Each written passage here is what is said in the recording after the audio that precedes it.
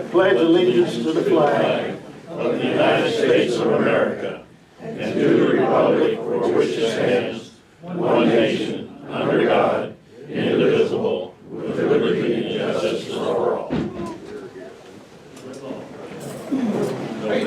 Nobody here that has ever taken a knee has lived. Great turnout this morning. I guess we must have a popular speaker. That's the reason I'm here. Yeah. I think most of you know our speaker this morning. It's Mr. Puttoff from the Democrat Gazette, a famous or infamous outdoor writer. So, Flip, would you like to come on up and get started? Yeah. If I can remember how to turn this on? Yes. Yeah. Oh, good, good, good. Well, great to be here.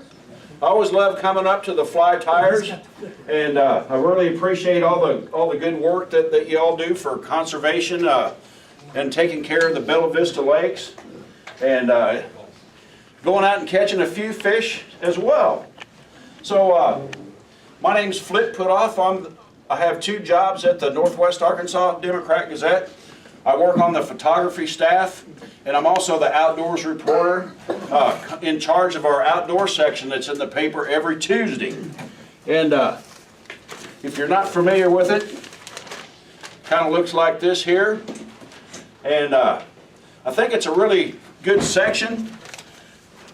Not that I'm biased or anything, but you know, we cover hunting and fishing, but we also cover all kinds of outdoor recreation, like hiking and you know, mountain biking is real big now, and just nature stuff, bird watching. It's just any kind of outdoor recreation is really what we deal with in our section. See no deer. So yeah. So if you haven't seen it, maybe if you want to get a paper on Tuesday and check it out. In fact, this coming Tuesday we got a big feature on the Tanya Creek Nature Trail. So I'm sure a lot of you all have been on that, and that's one of my favorite trails in the whole area here is that Tanya Creek. But anyway, I thought what we'd talk about today is I thought I would kind of elaborate on a couple of stories that we've had in the paper lately. One about fly fishing for smallmouth bass, and then we'll talk a little bit of walleye fishing on Beaver Lake for a story that I was fortunate enough to be able to go on last summer. And it's really nice when you can learn a new way to fish. So I had never fly fished for smallmouth bass before. Never caught a smallmouth on a fly rod.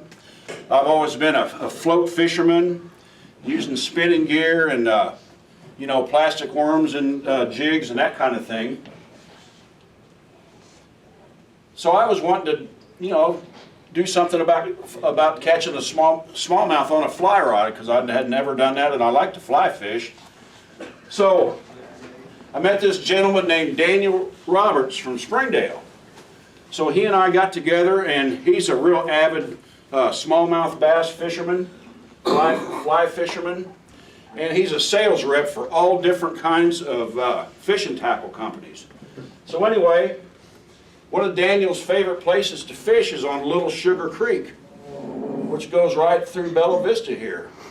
Well, we went up to actually just over the state line up around Jane, Missouri is where Daniel likes to fish. So we went up there, and he showed me the flies that he uses and stuff, and tied one on for me. And I'll be darned, my very first cast I caught a smallmouth bass.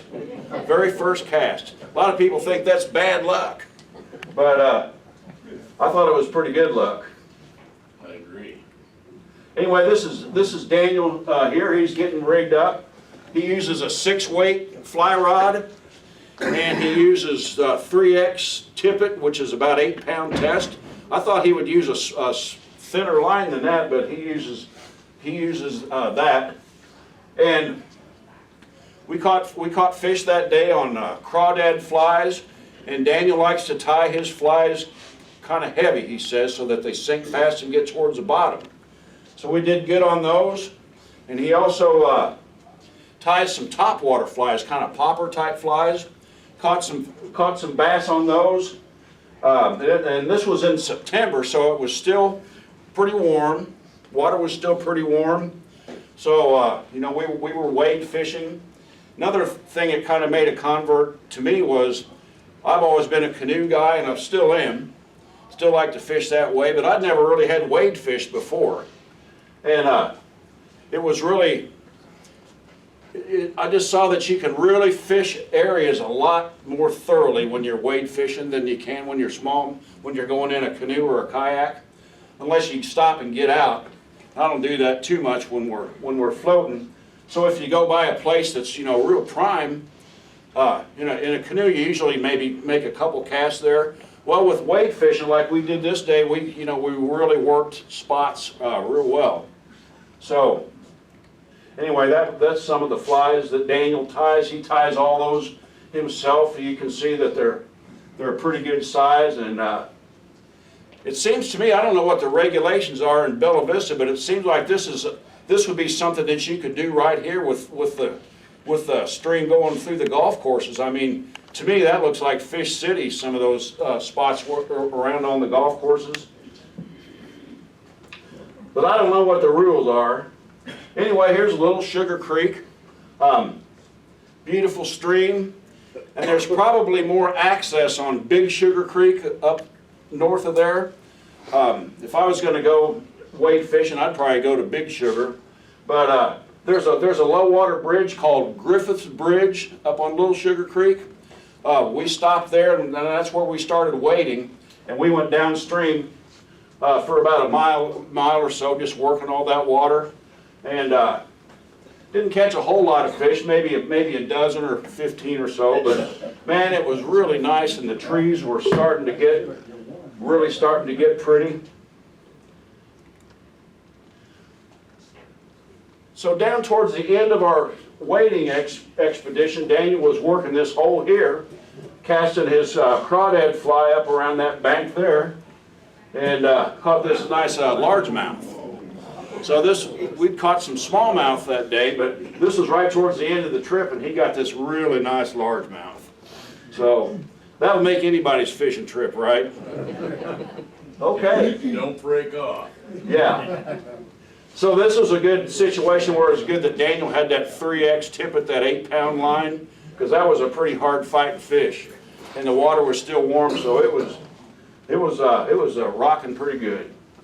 And I was talking to Paul, your program director here, and I think Daniel's going to come up and talk to your group here sometime in the not too distant future. I talked to Daniel this morning, and he said he'd love to come up and talk to the Bella Vista Fly Tyers and kind of do a show and tell about some of the tackle, and he's a rep for Sims and different companies. So hopefully Daniel will be up here. He lives in Springdale, so he'll be up sometime to give you a talk. So here we are releasing the fish. Just a really, really great day. And I learned something. You know, that was a whole new kind of fishing to me. So I went, and I don't tie my own flies, but I bought some crawdad flies, but I never did get back out to fish before the water got cold, but I'll be ready for spring when it happens. So that was a good smallmouth trip that we had, and that story was in the paper last September. And if you would want to look at our outdoors part on our website and go down to that story, there's a video of our fishing trip on our website connected to that story. Okay. Another story that we had last summer was about walleye fishing on Beaver Lake. And all the walleye that I've caught on the lake have just been by accident when I've been bass fishing. But now, as you all know, Beaver is getting to be a really, really good walleye lake.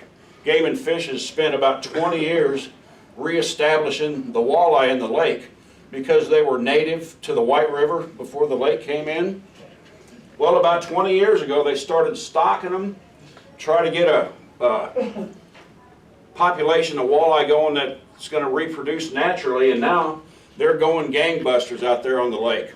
And it's really a popular fish. People are starting to fish for them on purpose now, not just catching them by accident, although you still can catch a lot. You can still catch walleye by accident when you're bass fishing, especially if you use jerk baits and crank baits. Well, this is one of the guys that fishes for them on purpose, and his name is Robert Smith, lives down by Lowell. So I'd heard about Robert, you know, and the guy says, yeah, this guy Robert, man, he's a walleye slayer.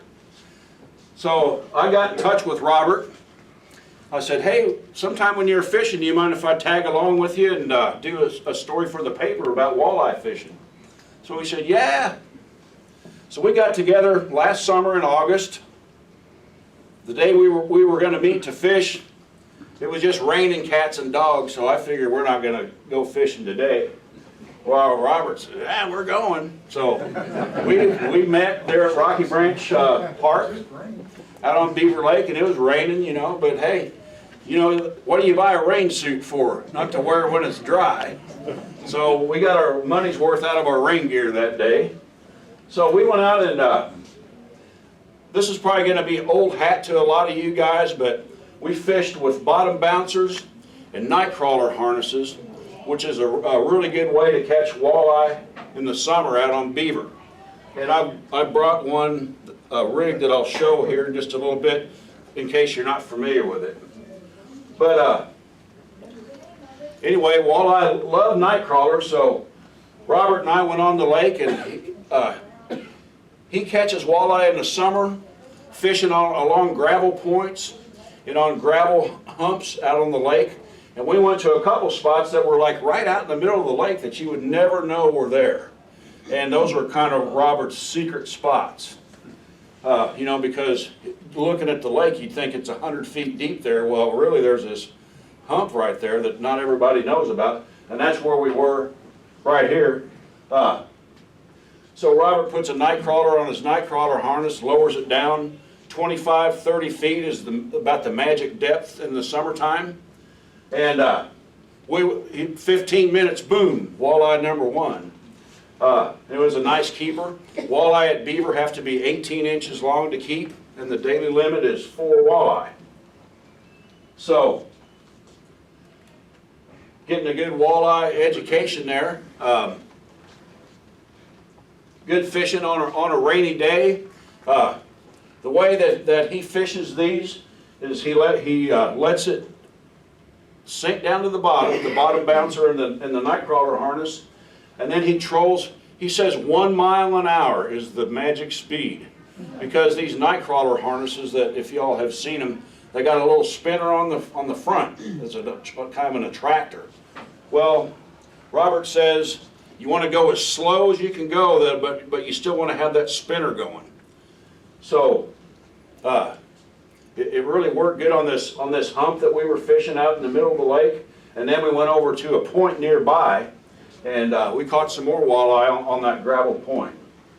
Robert uses a spinning rod, and he likes braided line that's real thin, but it's real strong test.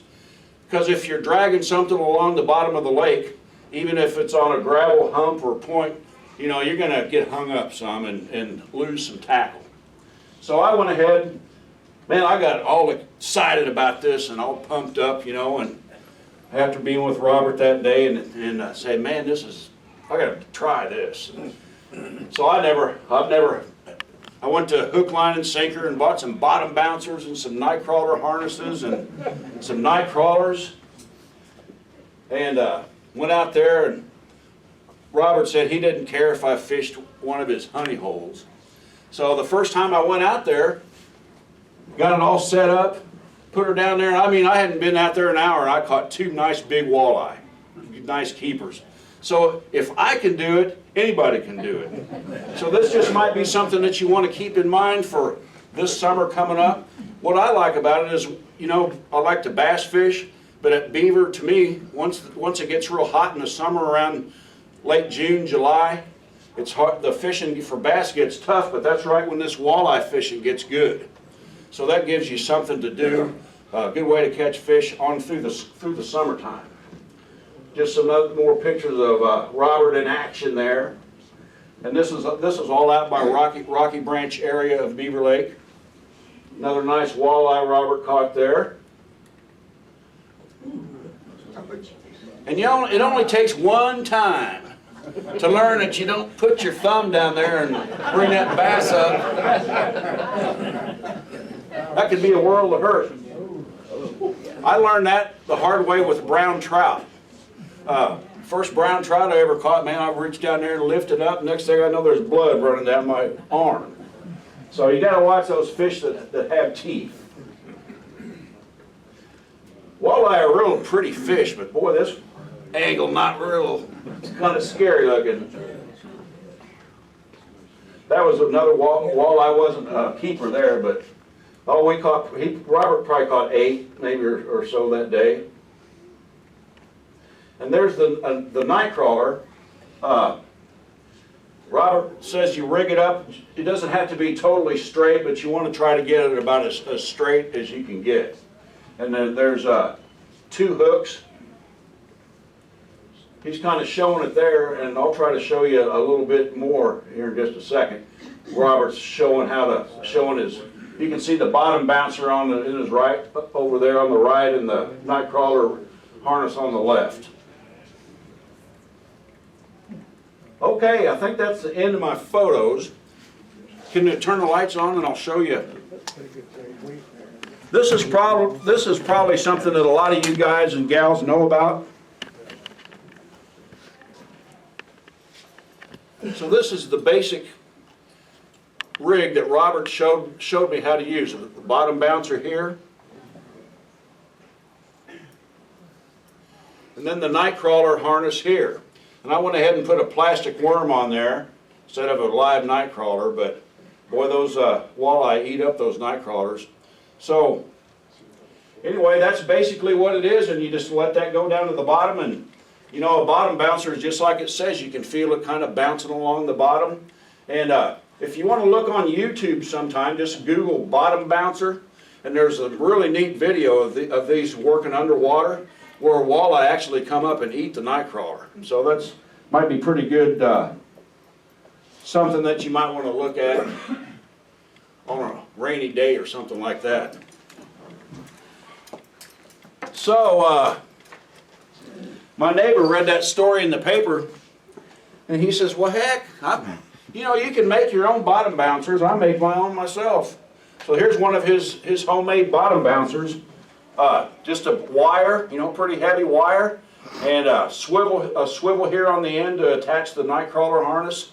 And then this here is just like a slip sinker, maybe 1 ounce. Robert, he likes 2 ounce bottom bouncers. That's what he says. So, you know, that worked for him, so that's what I bought when I went out to buy mine. So anyway, these are pretty neat little deals. They're starting to sell walleye tackle at the tackle shops now. So you can buy bottom bouncers like at Hook, Line, and Sinker. You can buy a couple of them. Is about $3. Night crawler harnesses are about $2 a piece. And Robert ties his own, but you can buy them for about $2. So that's just something to put under your fishing hat for this summer. And I hope you give it a try, and also maybe go out and try to fly fish for some smallmouth bass. So that's all I got, folks, and I see some hands going up. How about you, Mr. Pickled Fish? Where's the honey hole? I do, yeah. He was kind enough, the Pickled Fish Master, to have me over at his home. And we did a story about how to make pickled fish. And it was delicious. So you have a question? Well, we're working on it. Well, anyway, I'll go check on it. what action is the rod you use? Man, I really don't know. It's just a regular old bass fishing rod. But I'm saying, you know, when you're doing this bottom bouncing, you would think you would have a certain rod, you know, that action, medium, heavy, or? Well, I think about would it. say this is probably, You said you would think. this is a pretty lightweight rod, but I've done it with this rod and also just a regular spinning rod, and he uses spinning gear. But I think the key is just getting that thing down to the bottom. Okay, one other question. Okay, isn't right now, February, March, good walleye time? It is, but I don't think he's using the bottom bouncers and night crawlers now, because now is the time when the walleye, at least at Beaver Lake, they start moving up the White and War Eagle River, and I've been fishing up there around Twin Bridges, Highway 45, and we caught them on little chartreuse grubs or any crankbait that has chartreuse in it. Seems to be a pretty good walleye bait for now, and then while they're doing their spawning run, going up the White River and the War Eagle. And if you go up there, it's going to be a real social time, because it gets pretty crowded up there during the walleye season. So you just kind of got to realize that you're going to have quite a bit of company up there. But the fishing's pretty good. Yes, sir. When you're fishing this bottom bouncer rig, when you feel the walleye bite, do you let them take it like you do if you're fishing a jig, or do you set the hook immediately? Robert, he lets them have it just for a little bit, not for very long. And you know me, Mr. Rookie walleye fisherman, as soon as I felt something that like was biting, I'm going, whoa! You know, I didn't let it sit there, but I caught him. But actually, I think in the perfect world, if you're not too jumpy like me, that you would let him have it for a little bit. Because typically you let them take it for 5 to 10 seconds before you set the hook with a Lindy rig Right. and jig. Hey, Gary. Hey, how you doing, Flip? Pretty good. I got a question, and this is a little bit off subject, but Gary how is Henderson. the conversion to digital going to affect your department? As far as I know, it's still we're still gonna have all the outdoors coverage and everything. It's not gonna affect the content any. It'll just be a different way. And you know, about all I know about that is what I've read in the papers, like what Will Rogers says.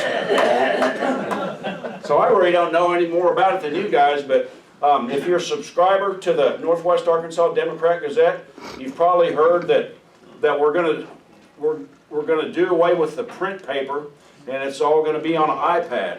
And if you're a subscriber to the paper, you're gonna get a free iPad. And they're already distributing them. And you know, the first thing I thought of when I heard we were going to have an iPad paper is, how am I going to light my fireplace?